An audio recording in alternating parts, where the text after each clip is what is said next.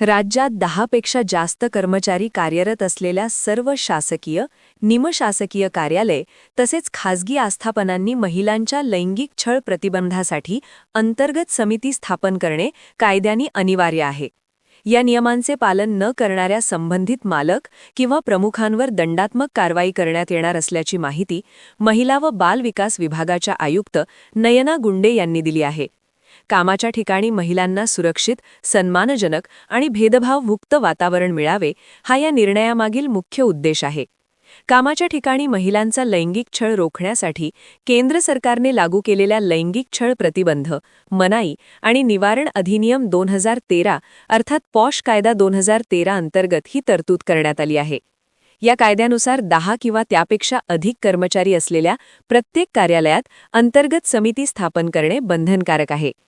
ही समिती तक्रारींची गोपनीयतेने चौकशी करून योग्य ती कारवाई करण्यासाठी जबाबदार असते.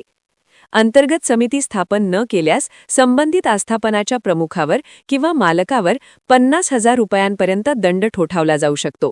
तसेच ही चूक पुन्हा आढळल्यास संबंधित संस्थेचा परवाना रद्द करण्याची किंवा दुप्पट दंड आकारण्याची तरतूद कायद्यात आहे.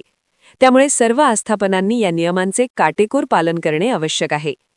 राज्यात पॉश कायद्याची प्रभावी अंमलबजावणी करण्यासाठी महिला व बाल विकास विभागाकडून सातत्याने जनजागृती आणि मार्गदर्शन करण्यात येत आहे.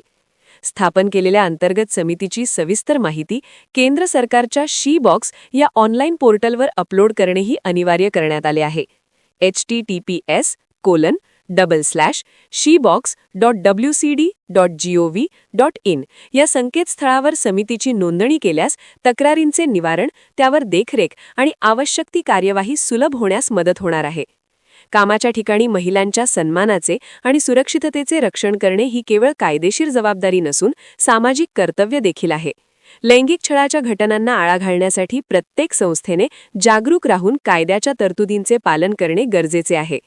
महिलांनीही कोणत्याही प्रकारच्या छळाविरोधात निसंकोचपणे तक्रार नोंदवावी, असे आवाहन प्रशासनाकडून करण्यात आले आहे. सुरक्षित आणि संवेदनशील कार्यसंस्कृती निर्माण करण्यासाठी सर्व घटकांनी सहकार्य करणे ही काळाची गरज आहे.